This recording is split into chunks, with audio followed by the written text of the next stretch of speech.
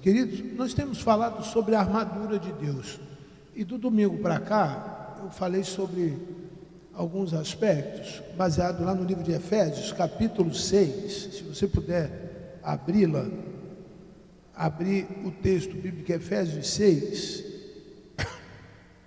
Eu falei sobre a verdade, sobre a justiça, sobre o evangelho da paz. E hoje eu tenho a intenção de falar sobre a fé, a salvação, o Espírito, a espada do Espírito e a oração.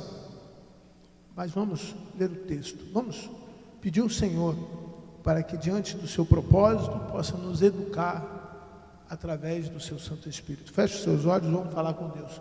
Pai querido, nós te louvamos e engrandecemos o teu nome e sabemos que o Senhor é muito importante na nossa vida agora, para que os nossos ouvidos estejam abertos, os nossos olhos estejam abertos e o nosso entendimento esteja, Senhor Deus, aberto. Pedimos para que o nosso coração esteja aberto à tua palavra e que em nome de Jesus saiamos daqui certos de que o Senhor esteve conosco e falou a cada um de nós. É o que eu lhe peço e oro hoje e sempre. Amém.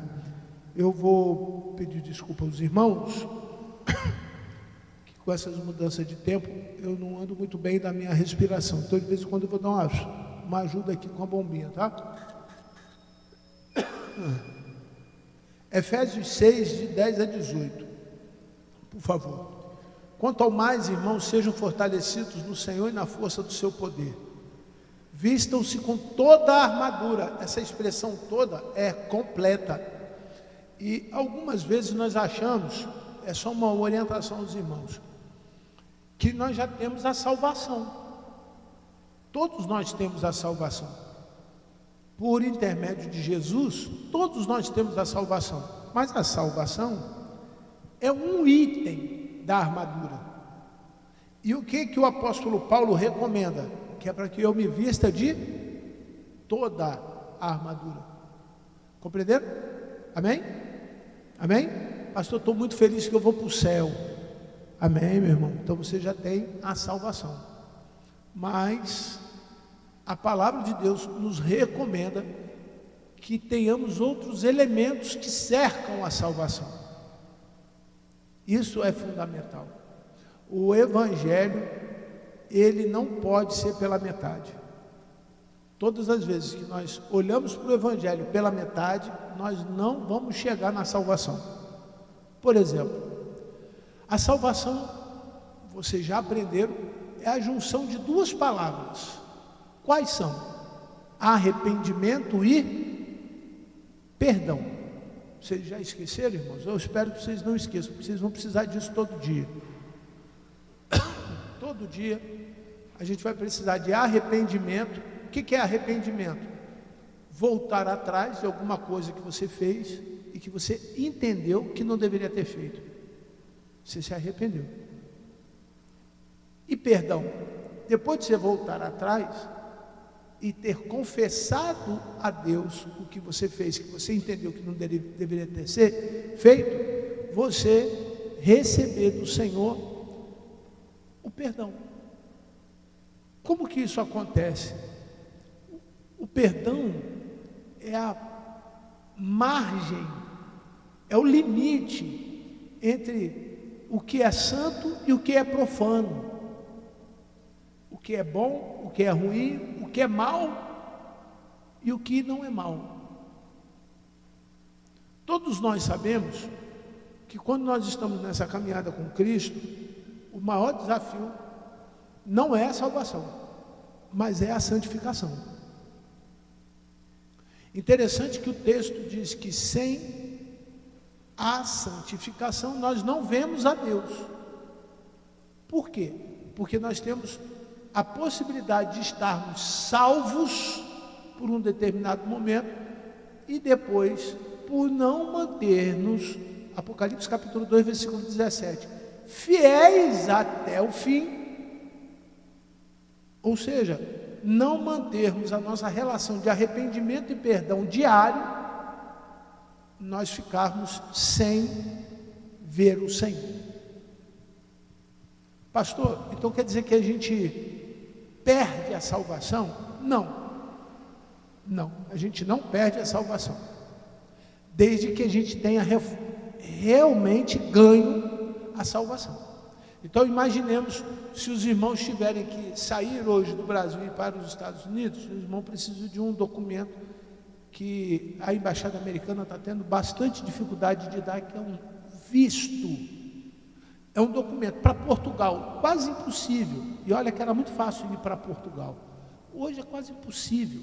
Uma identificação chamada ali visto, ou seja, alguém pega a sua documentação e vê se você está habilitado a entrar naquele lugar. Obrigado, amado. Muito obrigado.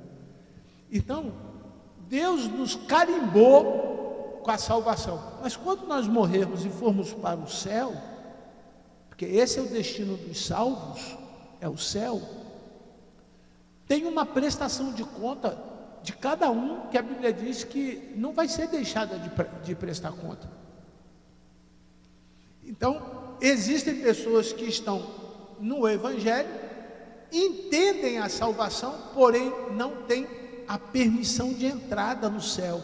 Por quê? Para que eu possa ver a Deus, não basta a salvação.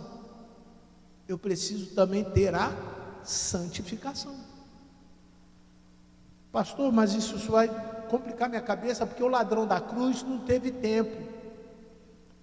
Que bom, porque no momento em que ele se arrependeu, ele não teve tempo também de pecar de novo. Percebe o quanto que é importante isso? A armadura tem que ser toda. A salvação é uma parte da armadura. A doutrina da salvação, ela é muito ampla. Então, para que eu tenha reservado o meu direito, eu preciso das outras partes. E quais são? Por favor, passa para o versículo 13, por gentileza. Por isso, peguem toda a armadura de Deus. Mais uma vez, Paulo fala que não é só a salvação, toda, para que vocês possam resistir no dia mal e depois de terem vencido tudo, permaneçam o quê? Inabalável. Verso 14, portanto, fiquem firmes, cingindo-se, ou botando lá, mais uma vez, o cinto da verdade, e vestido a couraça da justiça, o verso seguinte, tenham os pés calçados com a preparação do Evangelho da paz.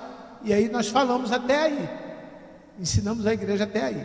Daí para frente, que eu quero que os irmãos se atentem para as últimas 4 observações dessa noite. Próximo versículo. Segurando sempre, vamos lá, segurando o quê? O escudo do quê? Da fé. Vamos recapitular. Verdade, justiça, evangelho. Qual é o próximo? Fé. Segurando o escudo da fé. Por que eu preciso de um escudo? Para quando Satanás jogar uma seta, eu me proteger. Agora deixa eu lembrar as principais setas do diabo na tua vida. Para mim essa é a principal fala da noite, não desmerecendo as outras duas coisas. Primeira coisa, dúvida. O diabo joga dúvida no teu coração. Sabe como que Eva pecou? Porque ela parou para conversar com Satanás e Satanás falou assim: não foi assim que Deus falou? Se você comer... Deus não falou que se comesse, Deus havia dito que tocasse. São coisas distintas, verbos e ações distintos. Aí ele confunde a cabeça da Eva. Se você comer, você vai ser igual a ele. Deus não falou que você seria igual a ele.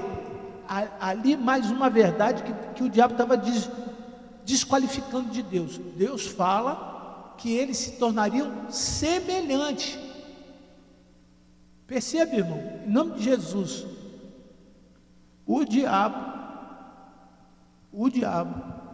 lança todo dia na minha vida e na tua vida. Por isso nós precisamos do escudo da fé. Dúvida.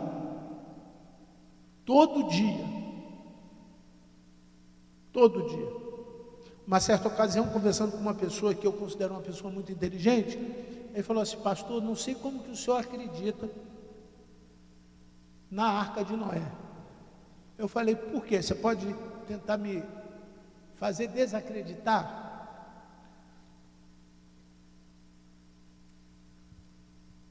Aí ele me disse, como que uma pessoa, já com 100 anos, constrói um barco de 110 metros, por 28 de altura e 28 de largura, sem ter feito engenharia mecânica, engenharia naval, sem ter feito nada. E o barco ficou 1 ano flutuando, cheio de gente, cheio de bicho dentro, não afundou. Isso é coisa de maluco. Falei, é mesmo. Concordei com ele. Eu falei, mas esse argumento eu posso refutar. O que é refutar? Eu posso ter um outro argumento que é maior ou mais importante do que aquele argumento que ele estava trazendo. E eu disse o seguinte para ele: eu prefiro acreditar que esse homem com 100 anos estudou 99 anos da sua vida, porque ele levou 1 ano para construir a arca, na escola de Deus. Deus foi falando para ele, e foi assim que aconteceu. Você lembra como foi que aconteceu? Lembra?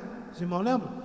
Deus falou assim para Noé: Noé, levanta, você vai pegar a madeira do Líbano, porque é a madeira forte, e vai cortar em pedaços de 183 côvados. Côvados é a extensão da sua mão, é como se fosse um palmo.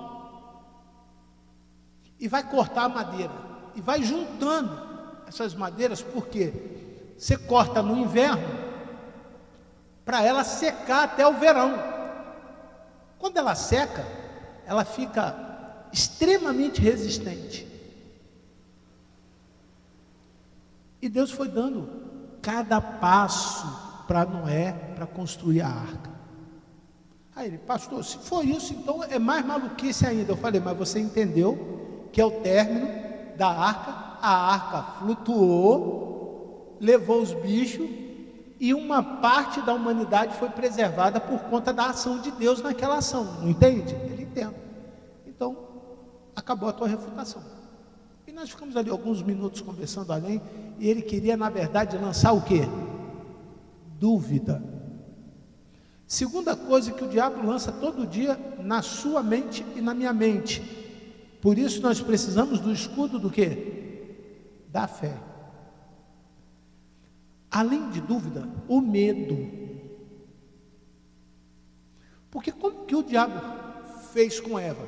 Certamente morrerás. Qual era o medo daquela pessoa? Morrer. Eva: meu Deus, eu vou morrer. Se eu não comer, eu vou o quê? Morrer. Se eu comer, ela está me dizendo que eu vou ser igual a Deus. Deus era eterno. Eva já sabia disso. De alguma maneira, ela já sentia que essa eternidade já existia em Deus.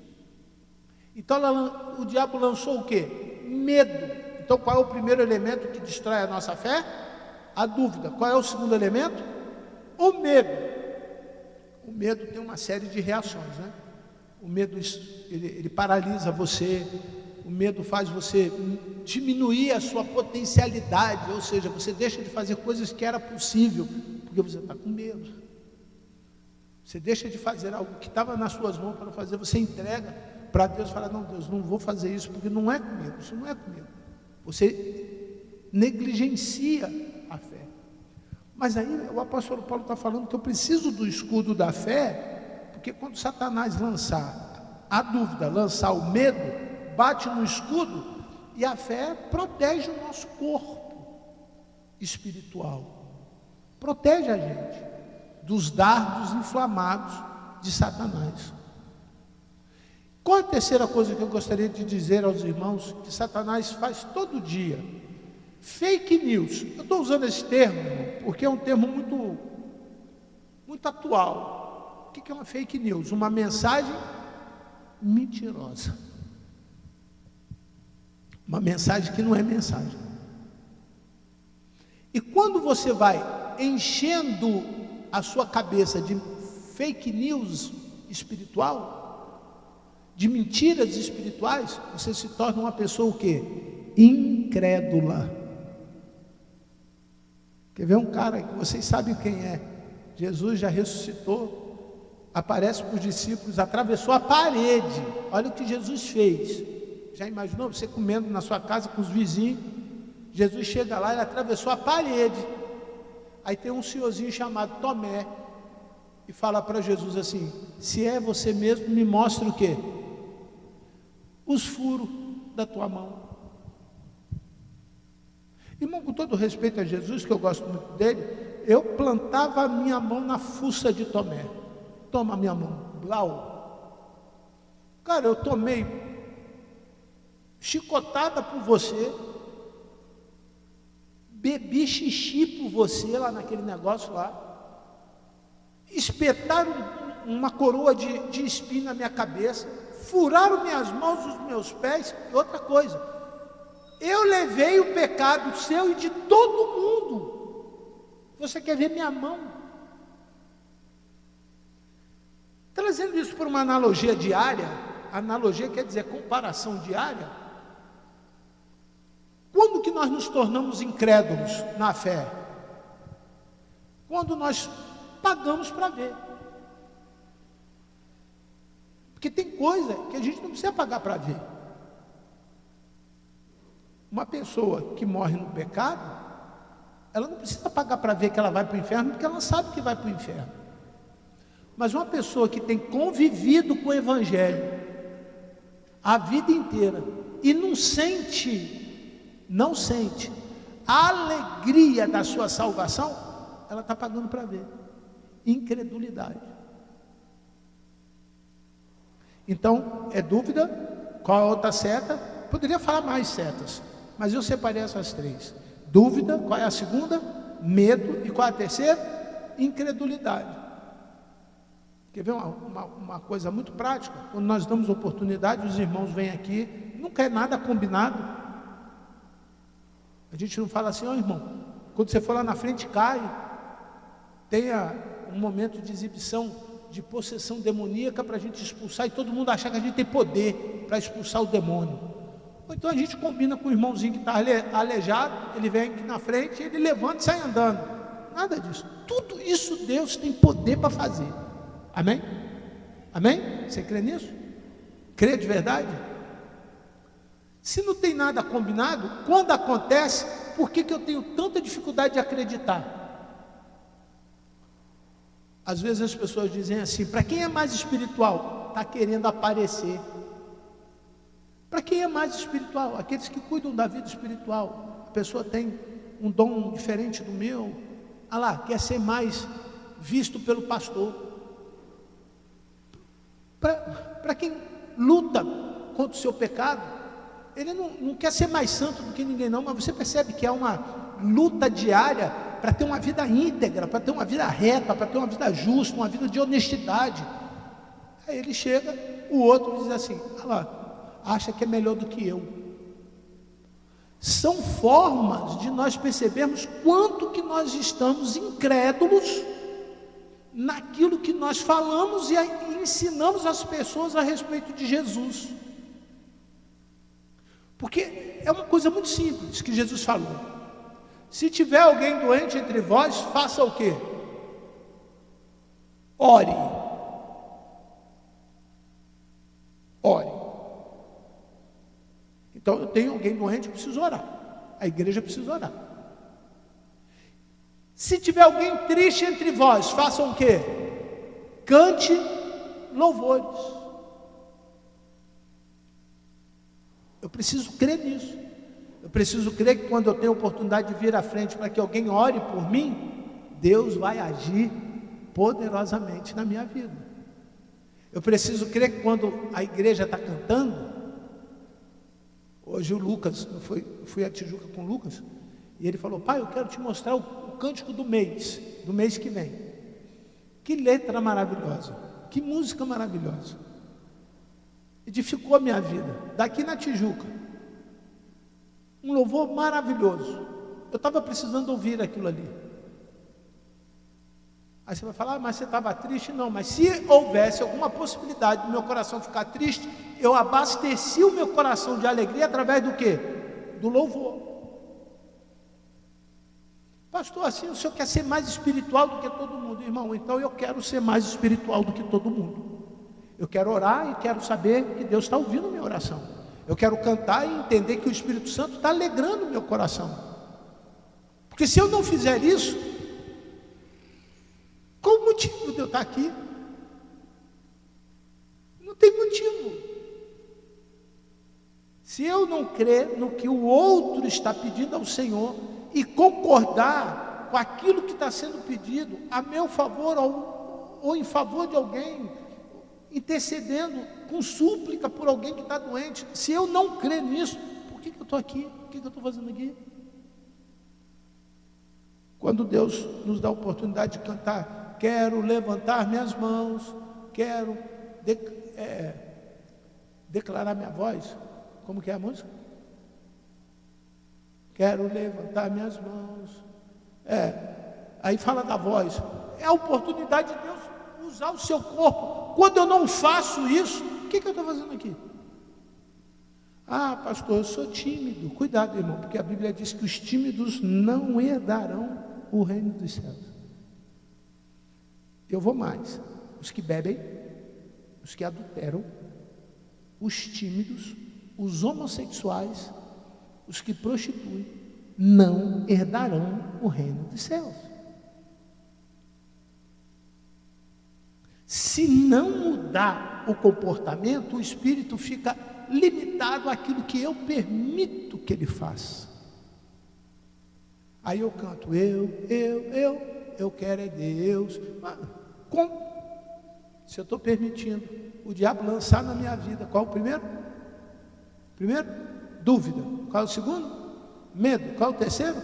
Incredulidade. Você olha para o irmão está cheio de seta, irmão. E tem gente que diz que seta não é isso que está acontecendo no mundo espiritual, não. O cara inventa uma porção de história, não. Estou com uma seta lá no trabalho, que é uma mulher que está dando em cima de mim, irmão. Isso é outro problema. Quem vive na carne, a carne atrai a prostituição. Quem vive na carne, a carne atrai a idolatria. Quem vive na carne, a carne atrai problema. Está escrito assim.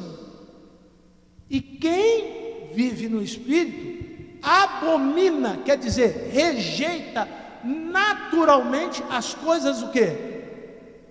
Do quê? Da carne. Aí o diabo vê que você está resistindo o diabo, e o que ele faz quando você resiste ao diabo? Foge.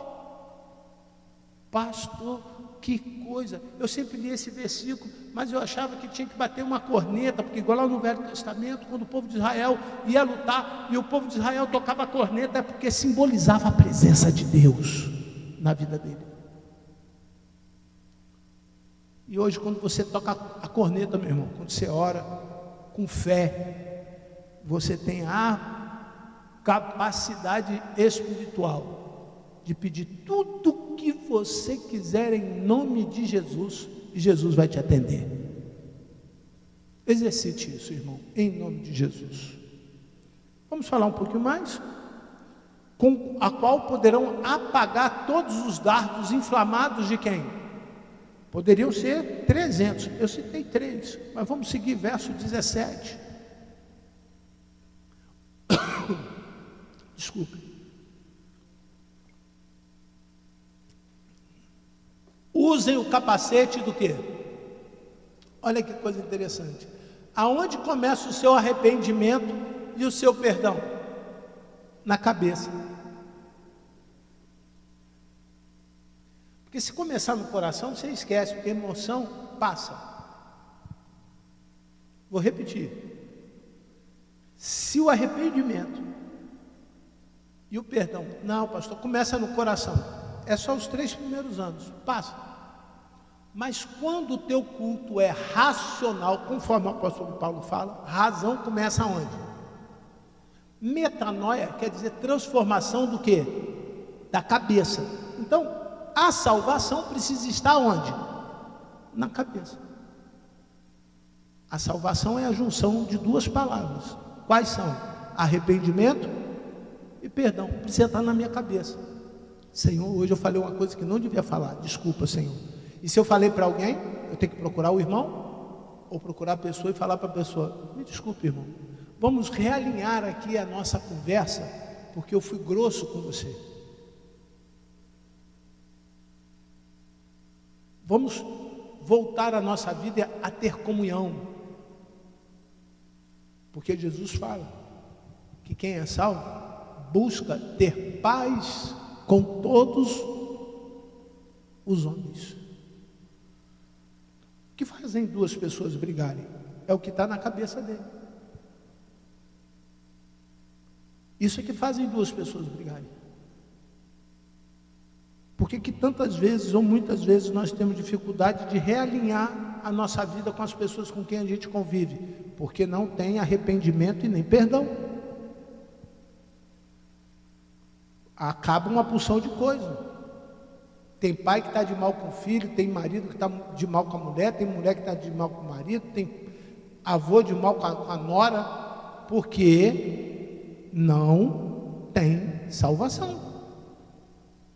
Porque se for uma pessoa transformada, ela vai dar oportunidade para o Espírito Santo lhe convencer do pecado, e ela vai se arrepender, e Deus, pela confissão dos meus pecados, vai me dar o quê? O perdão. Quem ganha com isso? Sou eu. Eu quero viver em paz, irmão, não tem coisa melhor do que você viver o quê? Em paz. Não perca seu tempo olhando para a vida alheia, olhando para o que o outro está fazendo. Perca mais o seu tempo, ou ganhe o seu tempo, lendo um livro novo. Tem tantos livros aí em PDF, na internet, de graça. Se você não gosta de ler, vai ver uma série Flits dessa da vida aí, vai ver. A minha filha Sofia gosta muito de dorama. Senta com ela e pergunta qual é o melhor, e vai ver o dorama, aquele japonesinho tudo branquelo. A história é sempre a mesma. O menino que ficou abandonado fugiu, encontrou uma menina que também era abandonada, então eles resolveram namorar e resolveram o problema do Japão, do mundo. Não é do Japão, é Coreia, da Coreia. Sempre é o mesmo. Ah, pastor, não gosto nem do livro, nem da Netflix. Então, irmão, dobre o seu joelho e vá orar. Você ganha muito mais. Perder você não vai. Perder só vai se você deixar de fazer aquilo que a palavra está orientando.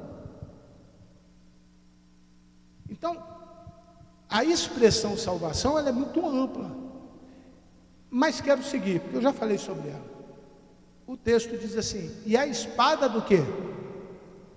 Qual é a espada do Espírito? A palavra. Uma coisa que é muito comum, e eu falo isso com uma dependência muito grande de Deus, é muito fácil você ler a Bíblia. Muito fácil você ler a Bíblia. Eu leio pelo menos uma vez por ano a Bíblia toda. Tem ano que eu estou mais angustiado, eu leio 2 vezes.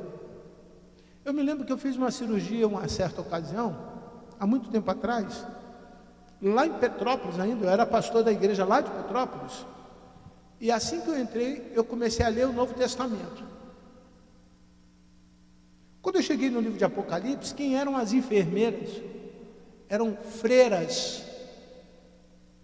E elas viram que eu estava ali lendo, mas eu estava lendo porque eu estava com medo. Não vou tirar isso dos irmãos, se dizer, o pastor é santo, estava lendo a Bíblia, estava internado, ia operar, podia morrer. Não, eu estava com medo. Então, o meu medo eu transferi para ler a Bíblia. A minha dúvida eu transferi para ler a Bíblia. A minha incredulidade eu transferi para ler o quê? A Bíblia. Eu fiquei lá em torno de 3 dias, indo para o 4º dia. Eu já tinha lido o livro de Apocalipse 3 vezes. Na segunda vez, a enfermeira parava do lado da minha cama e falava assim: o senhor está hoje em qual capítulo? E ela me pedia para eu ensinar a ela o livro de Apocalipse. Então eu peguei aquela oportunidade que Deus me deu de tratar da minha vida naquele momento e fui ler a Bíblia.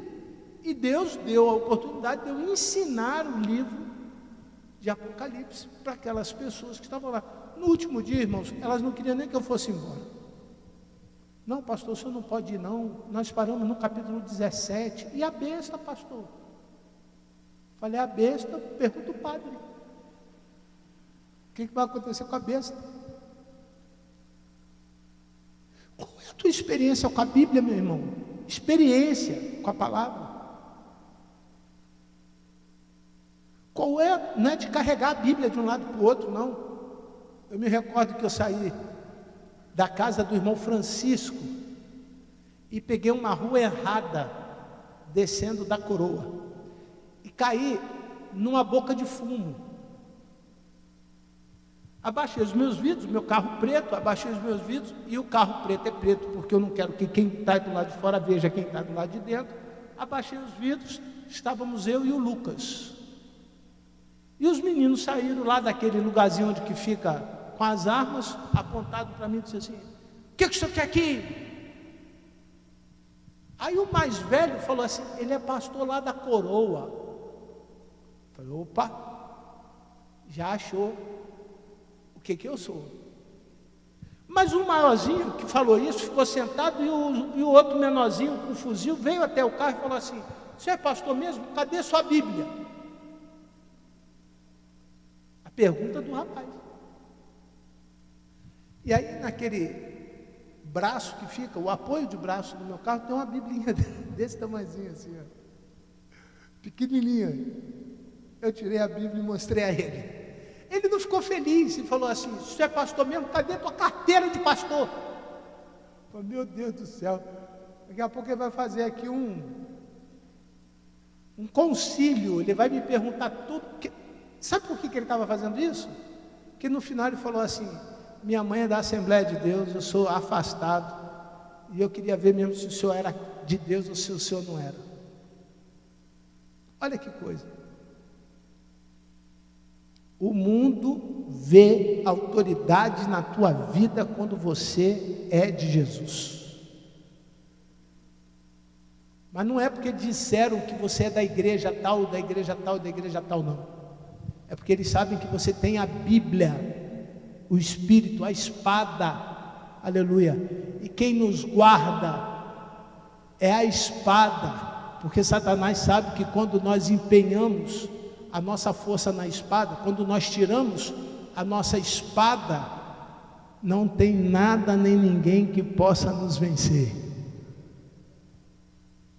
Não leia a Bíblia porque você é aluno da Escola Bíblica Dominical, ou porque você faça parte do programa do Mais de Deus do pastor Luiz, ou porque você gosta das mensagens do pastor Jorge na internet. Leia a Bíblia, porque é ela que te defende do diabo. Leia a Bíblia, porque é ela que te dá força contra Satanás. A Bíblia precisa ser igual leite materno para uma criança desejada. Você precisa querer ler, precisa desejar ler. Tem alguns capítulos da Bíblia que, quando eu me lembro, eu falo: Senhor, tem que ser muito crente para ler esses capítulos. Como são chatos. São chatos porque começa o nome de um, vai até o final. Não estou falando de genealogia. Se vocês que já leu a Bíblia, se você começar lá no livro de Deuteronômio, começar a ler o que acontece ali, que se repete no livro de Levítico, depois repete de novo no livro de Números, você fala: não vou ler isso não. Vou ler não. Começa a ler 1 Reis, você vai lá na 1 Samuel, é muito parecido. Já repararam? Muito parecido. Fala: já li essa história. Quero ler isso não. Você abre o livro de Salmos, 150 capítulos, aí você começa, capítulo 1, capítulo 2, quando chega no 23, que todo mundo gosta do 23, como que é? O Senhor é o meu pastor, nada me faltará, deitar-me faz em vez de pasto, guia-me mansamente, as águas tranquilas, refrigera minha água. Você sabe de cor. Mas quando chega no 119, que é, cara, 4 folhas, irmão. Se tua Bíblia tem letra gigante, irmão, são 4 folhas de versículo. Você para. Quando você começa lá o livro de Jó, Jó apanhou no 1º capítulo, no 2º, no 3º. Quando você chega no 18º capítulo de Jó, você fala o quê? Deus não gosta de mim. Esse Deus que fala que me ama, esse cara não tinha pecado, rapaz. Essa pessoa não tinha feito mal nenhum, olha tanta coisa ruim que Deus fez com ele. Aí você vai vendo os amigos de Jó. Que amigo, quem tem amigo igual esses caras aí, não precisa de inimigo não. Aí tu chegou em Amós. Irmão, quer ver livro que eu mais me amarro de ler? É o livro de Amós. Você começa, a mulher casa com um rei que não era rei, que depois virou rei, porque Deus botou como rei, e ela só casou com ele para poder proteger a nação de Israel. Chegou no livro de Jonas, um pouquinho, 6 capítulos. Jonas já começa dizendo para Deus assim: não vou, o Senhor está me mandando ir, eu não vou. Vou pegar um barco para o outro lado. Deus falou: vai lá, a sorte é tua. Tem problema não. Aí o barco já começa a afundar, já joga um Jonas dentro do mar, aparece um peixe lá enorme, come o pobrezinho do Jonas, vomita. Eu gosto muito quando o texto está lá escrito assim, não está? Jonas é vomitado na praia. Cara, para o último capítulo, Jó dormir e uma abóbora cair na cabeça dele. Irmão, tem que gostar de ler esses livros aí. Aí tu chegou no livro de Malaquias, como se nada tivesse acontecendo. 3, do verso 6 até o versículo 11, só paulada. Seu ladrão, você rouba o que é de Deus, você tem muito mais que ganhar do que perder, você sabe que o dízimo tem que entregar, a oferta tem que devolver. Aí, só pau. Aí você fala: agora vem a graça. Vem a graça. Primeiro versículo do livro de Mateus já é outra paulada. Se você abrir aí, abre por favor, irmãozinho, bota primeiro Mateus, capítulo 1, versículo 1. E eu vou encerrar. Mateus 1. Leiam. Livro da genealogia de Jesus Cristo, filho de Davi, filho de Abraão. E você fica meia hora lendo um nome que você nunca ouviu falar. Resumo. Se o espírito da espada, hoje, não tiver em você, você não vai ler a Bíblia. Pastor, é por isso que é tão difícil ler a Bíblia? É.